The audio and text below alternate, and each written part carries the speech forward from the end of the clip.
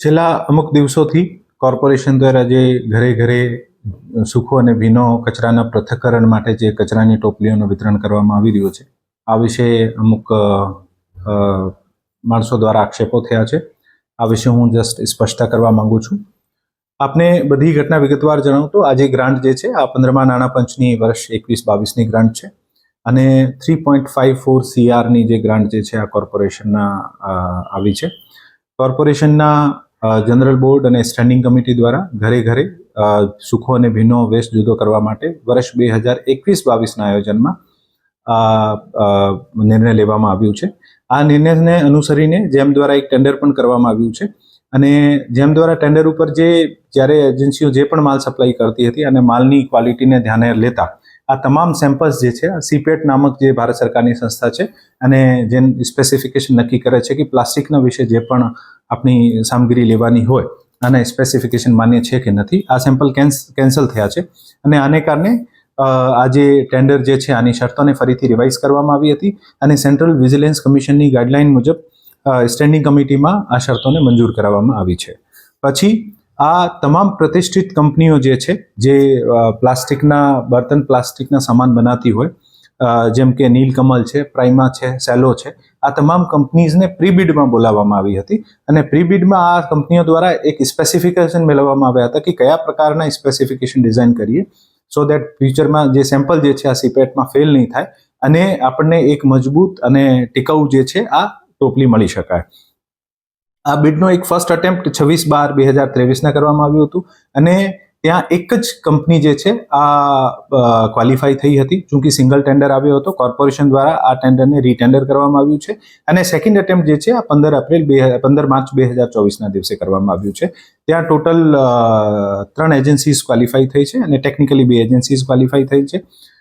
વધુમાં ધ્યાન દેવા વસ્તુ આ છે કે આ કચરાની ટોપલીઓ છે કોઈ પણ ડીલર પાસેથી નહીં લેવામાં આવી, ડાયરેક્ટલી કંપની પાસેથી મેળવવામાં આવી છે અને આમાં જે પાર્ટિસિપેટ થઈ છે આ કંપનીઝ પોતે થઈ છે. આમાં નીલકમલ પાર્ટિસિપેટ થઈ છે, સેલો, પ્રાઇમા એવી બધી કંપનીઝ જે છે આ કંપનીઓ પાર્ટિસિપેટ કર્યું છે. જે સેમ્પલ જે છે આ સેમ્પલને ફરીથી સીપેટમાં મોકલવા માટે આવ્યું છે. સીપેટ દ્વારા આ સેમ્પલની ખરાઈ કરવામાં આવી છે અને સેમ્પલની જે ટેકનિકલ ગુણવત્તા આ બધું ઓકે કર્યા પછી જ જુનાગઢ કોર્પોરેશન દ્વારા આમાં આગળ વધવામાં આવ્યું છે. સેમ્પલ ટેસ્ટ થયું છે અને વેરીફાઈ કરવામાં આવ્યું છે. આ સેમ્પલના વેરિફિકેશનમાં ઘણી બધી બાબતનું ધ્યાન લેવામાં આવતું હોય છે. જે થિકનેસ જે છે એક ડ્રોપ ટેસ્ટ છે કે એક સર્ટેન હાઈટથી આપણે નીચે નાખીએ તો તૂટે નહીં. આની એક ટેન્સાઇલ સ્ટ્રેન્થ હોય છે કે આને એક લાંબા સમય સુધી એક સ્ટ્રેન્થ સુધી એક મશીન દ્વારા ખેંચવામાં આવે તો પણ આ બ્રેક નહીં થાય. ઇલોંગેશન એટ બ્રેક હોય છે, ડેન્સિટીનો ટેસ્ટ હોય છે અને આ જે તમામ ટોપલીઓ જે છે આ HDPE પ્લાસ્ટિકની જે છે જે નોન બ્રેકેબલ પ્લાસ્ટિક જે છે અને સ્વિંગ ટાઈપની છે જે ઉપર એક હેન્ડલ પકડવા માટે હોય છે.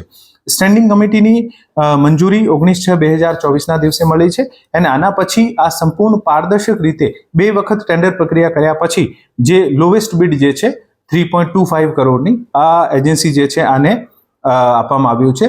જે ઇશ્યુઝ કહેવામાં આવી રહ્યા છે કે અમુક મીડિયા સંસ્થાનો દ્વારા અને અમુક માણસો દ્વારા એવું કહેવામાં આવ્યું છે કે 200 રૂપિયાની એક છે, 170 રૂપિયાની એક છે. હું આપને સ્પષ્ટતા કરવા માંગુ છું કે આની જે કોસ્ટ છે 162.5 રૂપીસ પર ટોપલી થાય છે.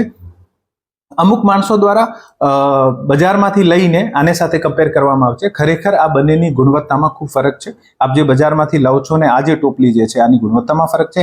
આના હેન્ડલ જે હોય આના કારણે પણ પ્રાઇસિંગ હોય છે અને જે આ જ ટોપલી આ જ સેમ સ્ટ્રેન્થથી જે માર્કેટમાં લેવા જાઓ તો અરાઉન્ડ 200 પ્લસની પડે છે, જ્યારે કોર્પોરેશનને 162.5 રૂપીસમાં પડી છે.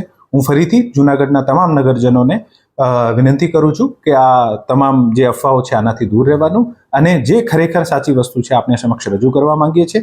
આપ કોઈ પણ અમારા તમામ રેકોર્ડ જે છે આ સ્ક્રુટની માટે ઓપન છે. કોઈ પણ આવીને આની જે પણ RTMA માહિતી માંગીને સ્ક્રુટની કરી શકે છે. આ સંપૂર્ણ પ્રક્રિયા એકદમ સ્વચ્છ અને પારદર્શક રીતે નિભાવવામાં આવી છે. આની ક્વોલિટી પણ સારી છે અને હજુ પણ કોઈને જે કોઈ પણ દિવસે એવું પ્રશ્ન થશે કે નબળી ક્વોલિટીનો માલ આવી ગયો છે અથવા કોઈને સપ્લાય થયું છે તો પણ એજન્સીની જવાબદારી રહે છે કે આને રિપ્લેસ કરે. હું ફરીથી આપને તમામને અફવાઓથી દૂર રહેવા વિનંતી કરું છું. ધન્યવાદ.